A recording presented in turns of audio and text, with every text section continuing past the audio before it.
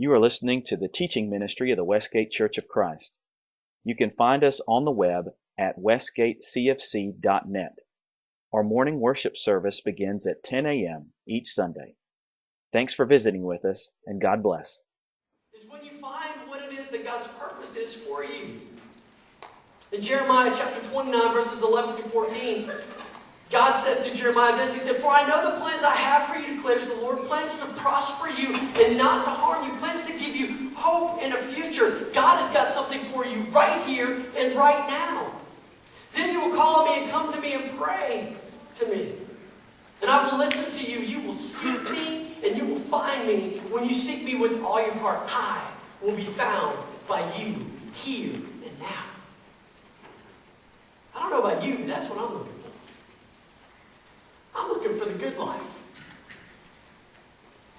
I want to find what it is that God's purpose is for me. And I want to live that purpose out because, the happiest people that you will see on earth are those people who found their purpose and are living in it. I told somebody the other day this. We were talking about money.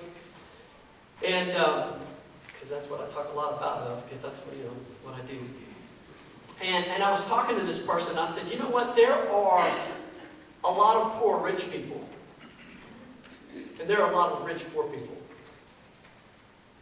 And you know what makes somebody rich or somebody poor in my estimation? It's the people who found their purpose in life, who found what it is that God created them to do and are doing it. Those are the people who are truly rich.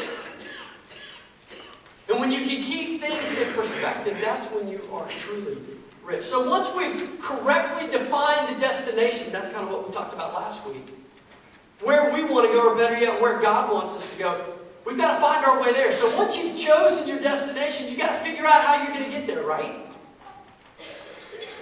If you've ever set out to plan a trip, you know how important it is to chart your course.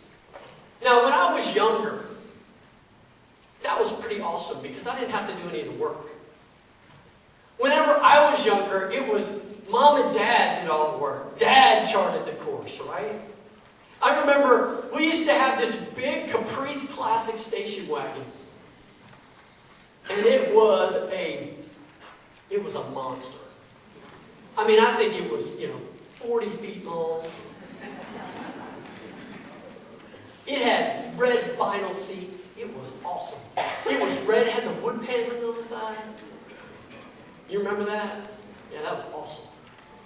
And what would happen is in the mornings, whenever we'd go on a trip, Mom and Dad would plan the night before and they'd pack all of our stuff. And then the next morning they'd be packing stuff in the car. And I'd be waking up and I would go out to the car and they would lay blankets on top of all the luggage in the back of the station wagon. And I would sleep on top of the luggage. That was the coolest thing ever. That's back before we had to wear helmets when we got in our cars. I'm a firm believer in seatbelts, my children. But back when I was your age, we didn't use seatbelts. What we did was mamas had arms. And then we slept wherever we could find room. It didn't matter if it was on the floor. It didn't matter if it was in the back window. It did not matter. You just found a space, got comfortable, and so what I'm thinking about saying, just be quiet, right? Just be quiet and go to sleep and let Dad do all the driving. Well, it's a little more difficult now. Because times have changed. Now Sandy and I are the ones packing the clothes. Now we're the ones who are getting the car ready. We're the ones who are waking the kids up just to put them back to sleep in the car, right? And we're the ones who have to stay up and drive. Charting the course is critical to us getting where we want to go. So, let's say we want to take a trip. One of my favorite places to go is Nashville, Tennessee. That's where I went to college, so it holds a special place in my heart. And whenever my wife and I and our family get to go to Nashville, I love it. I look forward to it every time we get to go. So let's say that you and I, we're going to take a trip. We're going to take a trip to Nashville, Tennessee. So, if we're going to Nashville, what are we going to say? It's generally north, right? It's generally north. Did you understand, did you realize that if you went due north, that you would end up somewhere near Chattanooga? Yeah, that's exactly right. Check it did it. If you went due north from Dothan, Alabama, you would end up somewhere near Chattanooga. Now, I like Chattanooga a lot, but it's not where I want to go. It's not Nashville. It's actually 2 hours away from where I intended to go. See, charting the course to our destination is important. It's one thing to say, God, I want to live in your purpose for my life. It's another thing entirely to live intentionally to arrive there. Okay? Same thing is true with your trips. So, the question that, if I was you, I would be asking, okay, so how do we find our way to the destination that God has for us? Well, I'm glad you asked, because that's just where I'm going this morning. It was a perfect question. So, Luke chapter 14, let's read this together, because Jesus gives us a couple of different things that we need to know if we're going to find our way to His purpose for our lives. Luke chapter 14, verses 25, and we're just going to read through 33. Large crowds were traveling with Jesus, and turning to them he said, "If anyone comes to me and does not hate his father and mother, his wife and children, his brothers and sisters," this is a great Mother's Day message, by the way. "Yes, even his own life, he cannot be my disciple. And anyone who does not carry his cross and follow me cannot be my disciple. Suppose one of you wants to build a tower. Will he not first sit down and estimate the cost to see if he has enough money to complete it? For if he lays the foundation and is not able to finish it, everyone who sees it will ridicule him, saying, 'This fellow began to build and was not able to finish.' Or suppose a king is about to go to war against another king. Will he not first sit down and consider whether he's able with 10,000 men to oppose the one coming against him with 20,000? If he's not able, he will send a delegation while the other is still a long way off and will ask for terms of peace. In the same way, any of you who does not give up everything he has cannot be my disciple." 3 keys to finding your way to God's purpose for your life. You ready? Let me say this. This is hilarious. I love it when people come up to me and say, "Man, your message was awesome this morning. That point about whatever it was you said, you said something." That's okay. That doesn't offend me at all. Okay? Because I can't remember what I ate for breakfast. But what I will challenge you to do today is find one thing that I say, one point that I make, and hold it and allow God to allow it to kind of marinate in your heart and direct you closer to Him, okay? So the first thing that you need to know this morning, if you're going to find your way to God's purpose for your life, is this. Is leave the planning to the experts. Okay? Leave the planning to the experts. Now, I don't know how many of you knew this or not, but there is this great new tool out there. And it helps us with planning for trips. It's called a GPS. Anybody know what that is? Okay, you know what I love about the GPS? You want to go to Nashville, Tennessee, you just kind of punch where you want to go, the address you want to go, and it tells you where to go. It's awesome. You know what I'm fascinated by is the fact that,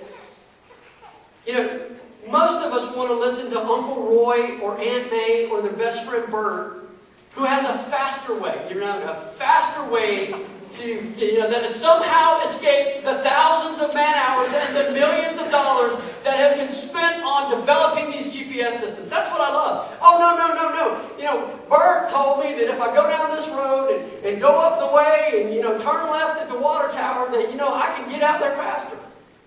Right. When it comes to directions, we need to leave it to the experts. Maybe this is why Jesus said in the first part of our passage this morning, "If anyone comes to me and does not hate father and mother, wife and children, brothers and sisters, yes, even their own life, such a person cannot be my disciple." Now stick with me for just a minute and I'll get back to this. First of all, in that passage, you didn't read what Jesus said wrong. Okay, now the Greek word that Jesus uses here does mean to hate, detest, abhor. Okay, so what Jesus is saying, anyone who does not hate, that's what he means. There's no explaining this away.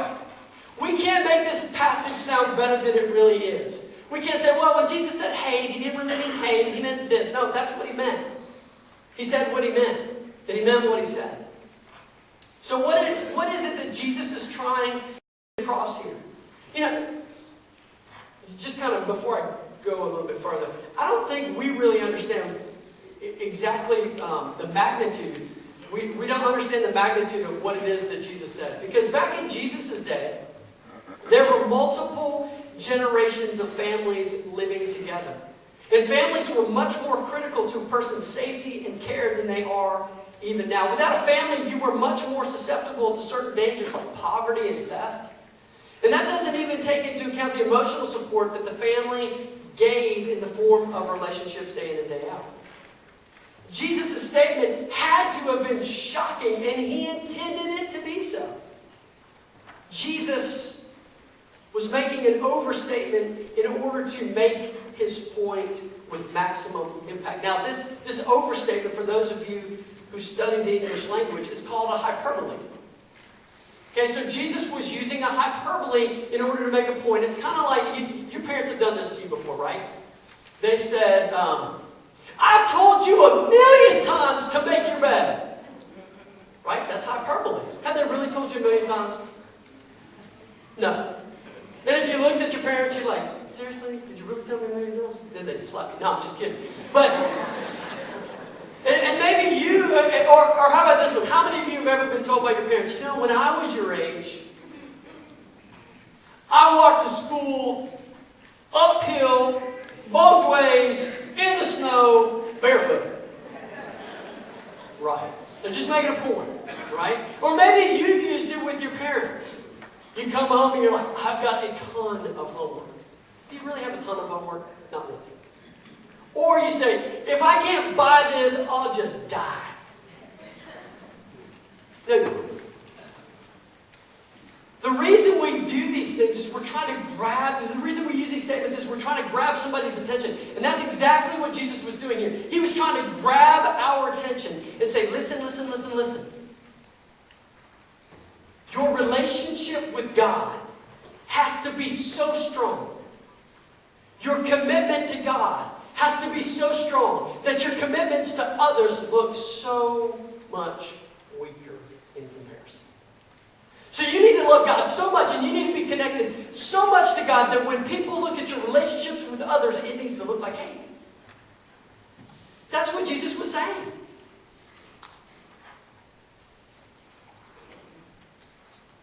Now, unfortunately, that's not how things look in most of our lives.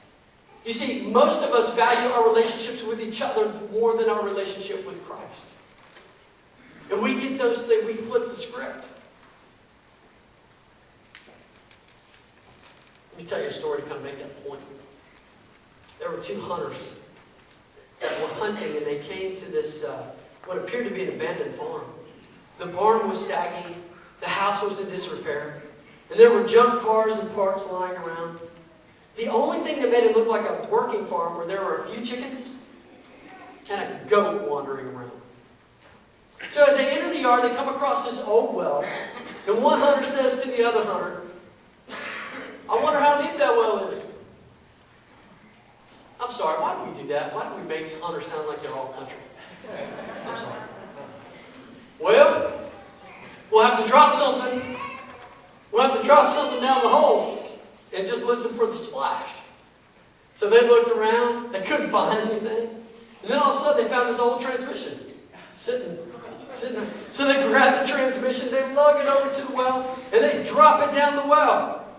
And they listen. And they listen. Like, man, that's pretty deep. They turn around and all of a sudden the goat's running at them. And the goat's charging at him, horns down, and he's coming right at him. And like at the last minute, they jump out of the way, and the goat jumps over the well and down into the well. Over the wall, down into the well. I'm like, wow, you escaped that one. So then they're like, okay. Then they get ready to leave, and the farmer walks up, talks to him, and they agree on, him allowing them to hunt on his land. And so we're getting ready to leave. The guy said, man, have you seen my goat? And they said, yeah, your goat just tried to kill us. We were sitting at this well, and he came charging at us, and he jumped over the wall and down into the well. They said, you ought to have that thing tied up. And he said, I thought I did. So I thought I had it tied up to an old transmission.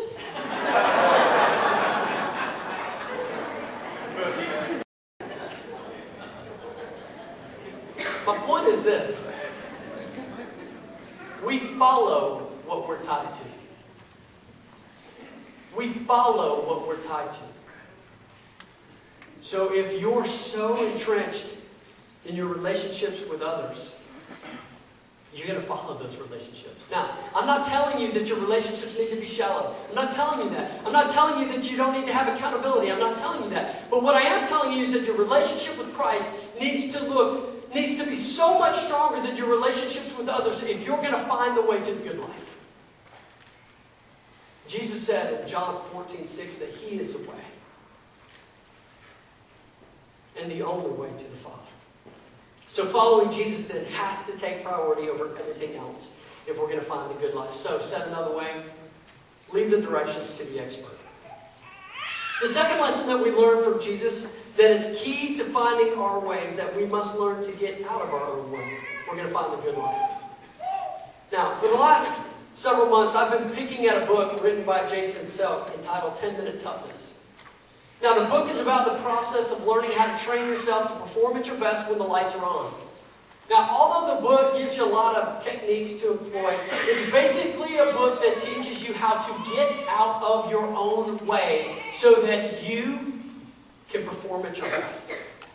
Now, fortunately and unfortunately, one of the greatest obstacles that we face in our search for the good life is ourselves.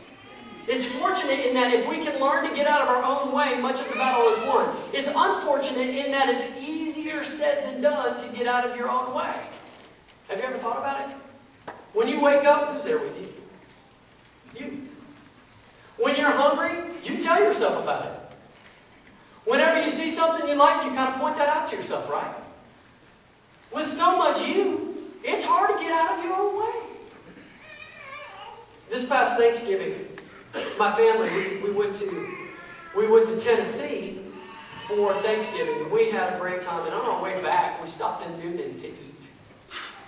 And we were traveling with my brother-in-law and sister-in-law, and we were traveling. They had little ones, so we were stopping to eat, and they were just going to go on, so we just stopped and ate. And while we were eating, my brother-in-law texted me and he said, "Hey, big wreck on I-85. Just keep it in mind, just want to let you know." So me, in my infinite wisdom, you know what I started doing? I was like, man, let me plot another course. Let me chart it right now. So I get in there and I look at the map and I'm like, if we go this road and go that road, we can get around the wreck. I turned a 3-hour trip into a 5-hour trip. I mean, we got to north of Opelika and I said, where are we?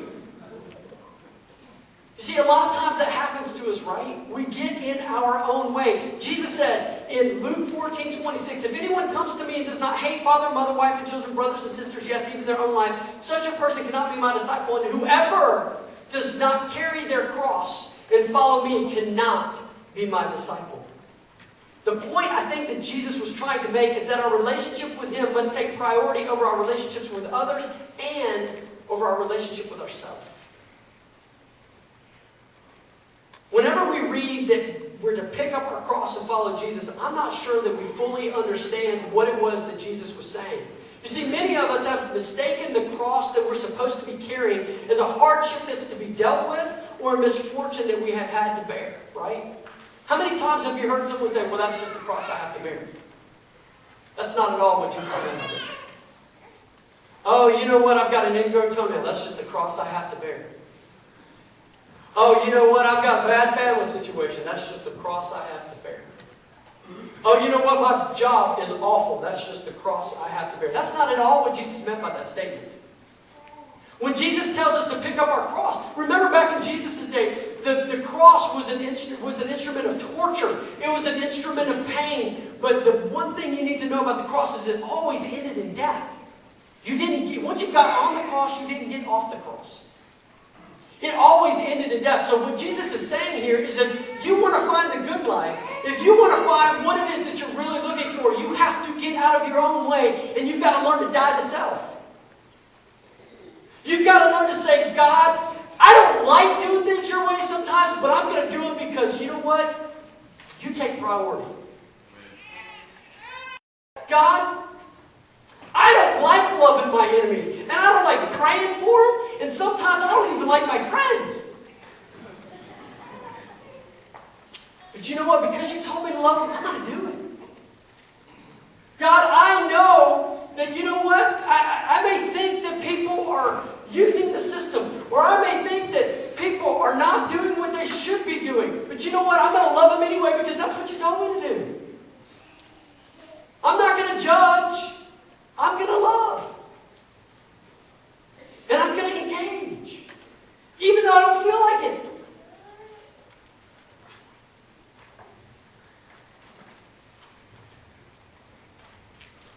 If we're going to find the good life, we've got to learn to die to self and to get out of our own way. Now, the final lesson that we learn from this passage that is key to finding our way to the good life is this, is doing the math.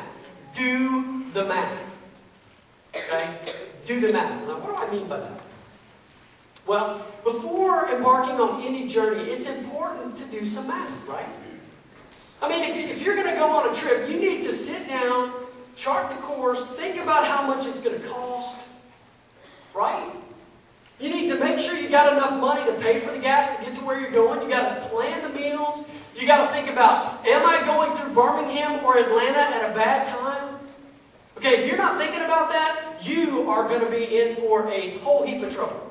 Because when you get to Atlanta at 5 o'clock, that is not a good thing. So whenever we take a trip, we've got to plan, we've got to think about it, we've got to do some math.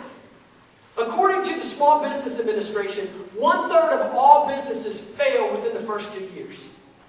56% of businesses fail within 5 years. Why? Because most of them failed to do the math. They didn't think about the demand for their products, nor the price that they would be able to charge, nor the price that they'd have to charge in order to make a profit. And as I thought about that, I thought about you. And I thought about me. How many times have you failed at something because you failed to do the math? How many times have you failed at relationships because you failed to do the math? Because you failed to think about how much effort and how much time and how much investment it's going to take. How many times have you failed in your job because you just failed to do the math? Man, I love this job. I didn't think about the fact that I wasn't going to make enough money to make my house payment, but I love the job. If you're going to find your way, you got to do the math. At least that's what Jesus said. Suppose one of you, verse 28, suppose one of you wants to build a tower. Won't you first sit down and estimate the cost to see if you have enough money to complete it? For if you lay the foundation and are not able to finish it, everyone who sees it will ridicule you, saying, this person began to build and wasn't able to finish. Or suppose a king is about to go to war against another king. Won't he first sit down and consider whether he is able with 10,000 men to oppose the one coming against him with 20,000 men? If he's not able, he'll send a delegation, while the other's still a long way off, and ask for terms of peace. If we're going to live the lives that God would have us live and reach the good life that God has for us, we've got to do some math. Because if we don't, we're going to come up short. We're going to come up short. Now, as I read that, I think about this. God is not impressed with our empty promises. And I know we've all made them. I know I have. God is not impressed with your empty promises. He is not impressed when you say, God, if you'll bail me out this time, I will never get in this situation again. God is not impressed with that. God is impressed with people who wrestle with their faith. God is impressed with people who say, God, I don't understand it, but I know you, and I'm sticking with you because I know you. And I don't like what's going on. I don't like what I'm going through. And I don't know why you put me or allowing me to go through it. But you know what I do know? I know you. And I'm willing to stick with you. And I'm willing to wrestle. And when I think about that, I think about Peter. You remember Peter? You remember the story of Peter, right? Peter is like the right-hand man of Jesus. Remember that? And remember, he's the one who denies him when it comes time for Jesus to be crucified. He's the one who denies him. And do you remember what happened to Peter after that? You can find the story at the end of John, by the way, if you're looking for it. Awesome story. But what I love about the story is this. Is whenever Peter denies Jesus, he thinks all hope is lost. And he's questioning everything about his faith. He's questioning everything about himself. He's questioning everything around him. And you know what he does? He goes fishing. He went back to what he knew. And if you read the whole story, what you'll find, what I think you'll find, is Peter went back to what he knew so he could figure out what he needed to know. He took some time to go back to what he had always done so he could have some time to think, so he could think clearly. And what I think he did while he was fishing is I think he did some math. Because you remember Jesus comes and finds him. And on the seashore there, Peter jumps out of the boat and goes and sees Jesus. And remember, Peter recommits. And Jesus gives him the time to show him the math that he's done. And if you'll read the story, remember Peter denies Jesus 3 times. And do you remember how many times Jesus asked him if he loved him? 3 times. He had done some math. And he finally got it right. So, today, if you want to find your way to the good life that God has for you now, I'm not just talking about heaven, I'm talking about now. Leave the directions to the expert. Okay, leave the direction to the expert. Get out of your own way and do some math. You'll be sure to find it. If we can help you in any way this morning, please come as we stand and sing.